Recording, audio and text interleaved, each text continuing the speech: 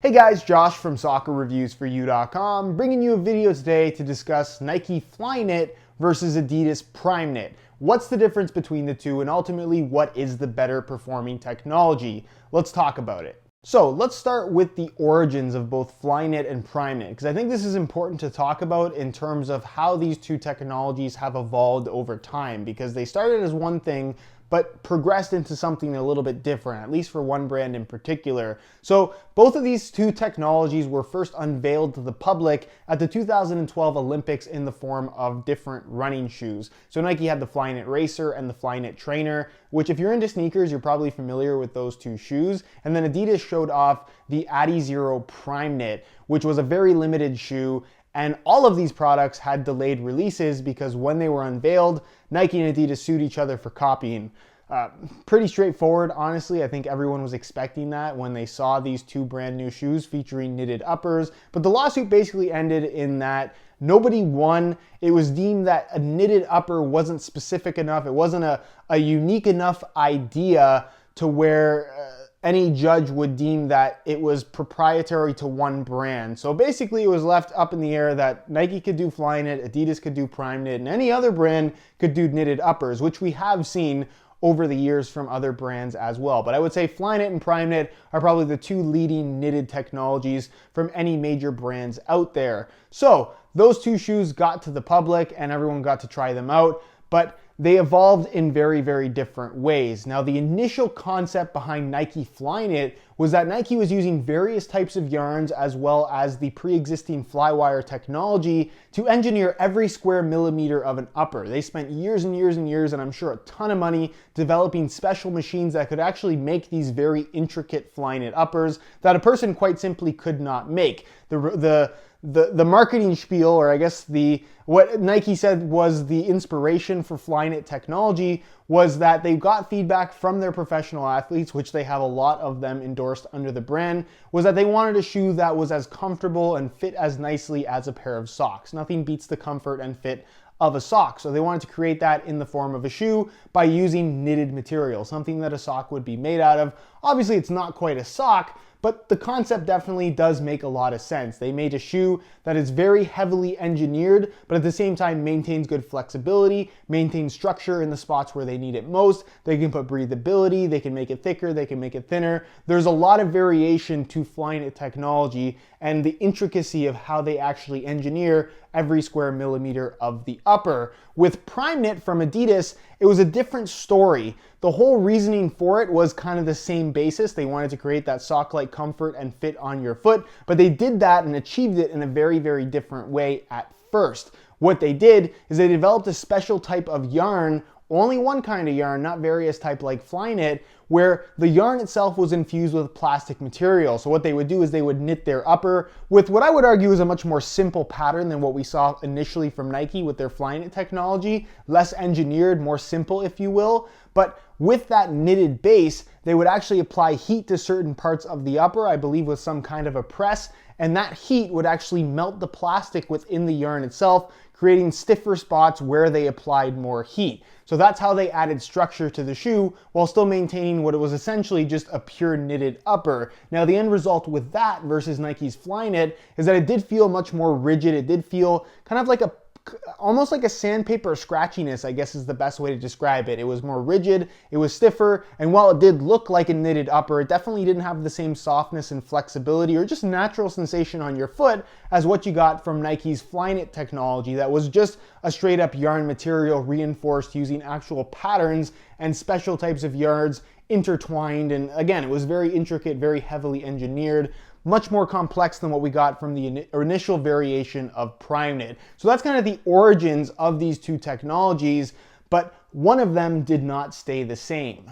So we now know what the technologies are about and how they started. How does this relate to soccer cleats / football boots? Because that's obviously what we're talking about in this video. That's the main goal in terms of determining which one is better than the other and what the differences have become. So with Nike and their Flyknit technology, the first introduction of that in soccer cleats was the Nike Magista Ober 1. And that's a shoe that I would say revolutionized soccer cleats from there forward.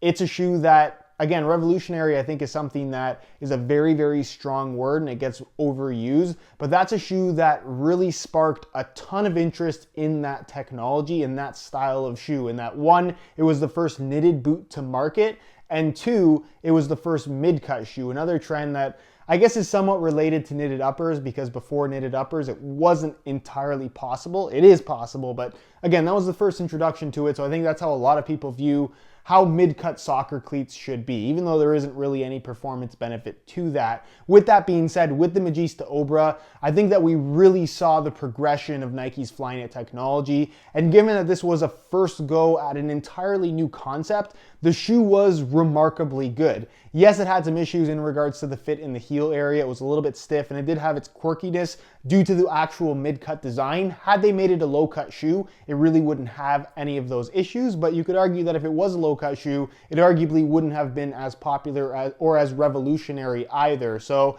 you kind of took that shoe with the quirks that it had, and that is kind of Nike in a nutshell. I think a lot of their more revolutionary products weren't always the greatest at first. Take, for instance, the Nike Mercurial Vapor line. I think the Vapor 1, 2, and 3, even the 4, are known for being some of the most uncomfortable shoes ever, but a lot of people really like them even with the quirks that they had in regards to general discomfort. So that out of the way, again, the Magista Obra 1, it was very, very impressive. It included a very intricate, kind of multi-dimensional Flyknit upper, and that you did have a pretty significant texturing to the surface. Even though it didn't make a lot in terms of impact in regards to touch on the ball, it still felt really nice on the ball. It was soft, it was flexible, especially once broken in. It truly did offer that sock-like sensation on your foot. You had the flywire reinforcement, it was responsive, it felt really, really good, it performed good, and it looked super, super unique. Shortly after that, 1 month later actually, we got the Superfly 4, which again showed the versatility of Flyknit technology in that it used the same material for the base of the upper, but the end result, the fit of the shoe, the experience that it provided, the touch on the ball,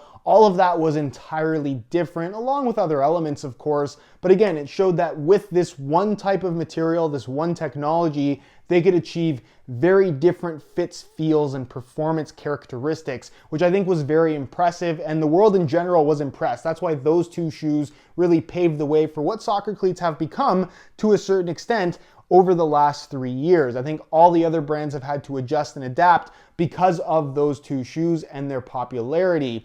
Now, with Adidas, they made their first kind of attempt at a knitted shoe as a concept shoe that never actually released to the public, and I think it was really, really lame. I'm sure a lot of you guys remember the Primeknit FS, which they unveiled, I believe, the day before or the day of the release or unveiling of the Magista Obra 1 from Nike. And this was something that they did purely to try to take away some of Nike's thunder. It was a concept shoe with no laces, and it was cut basically to below the knee, kind of like the length of a full-length soccer sock. And it was a really goofy looking shoe. It didn't look like a finished product in the concept pictures that they showed. We never actually got to see anybody wearing them with any kind of movement. And I really don't think it was a shoe that they ever intended on releasing. It was purely something that it almost seems like they threw together at the last second, again, as a marketing stunt to kind of take away some of Nike's thunder. So Primeknit FS shouldn't even be counted in the history of knitted shoes, because I really don't think it was ever something that they intended on releasing. Where do your socks go? Where do your shin guards go? How do you match it with your team? A lot of flaws with that concept. After that, the first ever Primeknit shoe that we actually got to the public, that was available to the public, was a very limited edition shoe. I even don't have a pair, and I have, as you can see, quite a few shoes, but that was the Adidas Samba Primeknit, which was basically the Adizero, the 2014 Adizero sole plate and stud pattern with a Primeknit upper. And the Primeknit upper was very simple, and it followed the same rules as that initial Primeknit running shoe that I talked about, in that it was the plastic infused yarn that was fused pretty much all the way through. It didn't really have much variation to it, and it had a stiff kind of plasticky feel to it. I actually have a video on the second release of that shoe, which was also limited edition, just a different colorway, although they changed the name. That was the Adizero Primeknit. You guys will see the image on screen, but I'll leave a pop-up on screen as well to my video on that shoe. And I kind of talk about the fact that it is kind of a plasticky sensation. Yes, it fit okay, but it wasn't the best fitting shoe. It wasn't better than the standard 2014 Adizero that was available at the time. I still don't think that it is. And in comparison to what Nike had with their Flyknit technology in the form of the Obra 1 and the Superfly 1, the Obra 1 and the Superfly 4, it just wasn't even close. close. Yes, it was knitted, but that was really the only thing that it had going for it. It didn't offer the sock-like feel and flexibility. It had a plastic, kind of rigid sensation that I didn't think was the greatest at all. And I think most people who actually had them would definitely agree with me. After that, we got the Primeknit 2.0, which featured the 2015 Adizero bottom and a much more unique design. But you'll notice that with that Primeknit material, they completely went back to the drawing board and kind of went to what Nike was doing, in that they used softer knitted materials and kind of went away from that plastic stuff altogether. And really ever since then, Primeknit has kind of evolved into something more like Flyknit, but more simple and just not as technologically advanced in general. I feel like what Adidas has ended up doing with Primeknit technology, and you can kind of look at this across the board with all of their shoes, is that they use Primeknit as almost more of a gimmick as opposed to an actual performance feature, if that makes any sense, where they'll use a knitted material on the shoe, but they'll reinforce the shoe using elements that aren't actually knitted, which obviously can create a certain feel that wouldn't otherwise be achieved without that knitted material in the first place. But the knitted material is just part of the shoe. It's not the whole concept like you get with Nike's Flyknit technology. And that is kind of the difference between the two, the main difference when you're talking about a pure knitted feel to the shoe. What Nike has done with Flyknit technology, with the more advanced, more intricate patterns, is more of a true knitted experience. They're not using external elements, they're not using external plastics and stiff materials to reinforce the shoe in order for it to perform at the proper levels. Whereas with Adidas, with Primeknit, and you see this on the Pure Control, by either the 16 Plus or the 17 Plus, they're using plastics, they're using heavy liners on the inside. Even if you look at the A16.1 Primeknit or the A17.1 Primeknit, they have firmer external shells, they have interior liners that add stiffness to the shoe. The Adidas stripes, I guess, were a common characteristic on the A16.1 Primeknit. And even if you look at the X15 Plus Primeknit and the Ace 15 Plus Primeknit, which were kind of the first general release Primeknit shoes that were included in a public release, all the reinforcement with that upper was provided by plastic fused on materials. So yes, the end result was a shoe that did have a knitted aspect to it, but in terms of the way that it wrapped your foot, in terms of the responsiveness and general performance qualities of the shoe, I just don't feel like we've seen anything from Adidas in regards to knitted uppers that's on the same level as knitted uppers that we've seen from Nike with their Flyknit technology. Yes, they're in theory very similar in that they're knitted materials, but I think the intricacy and just general advancements of the design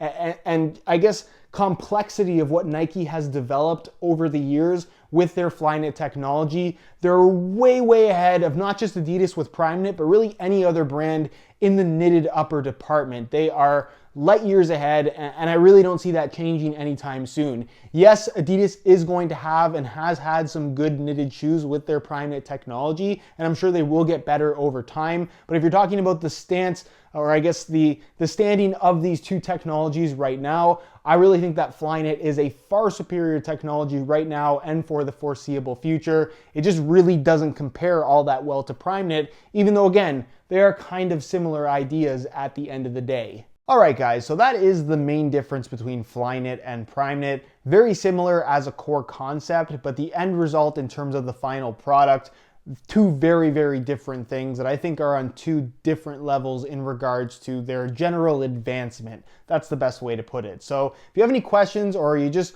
have any comments on this particular topic, leave them down below in the comment section. I definitely will get an answer out to you. If you enjoyed today's video, found it helpful and informative, be sure to support it with a like. Subscribe if you haven't already for daily videos on all the latest and greatest soccer gear. You can find all of my social media information linked down below in the description as well. Other than that, guys, hope you enjoyed today's video, and as always, thanks for watching.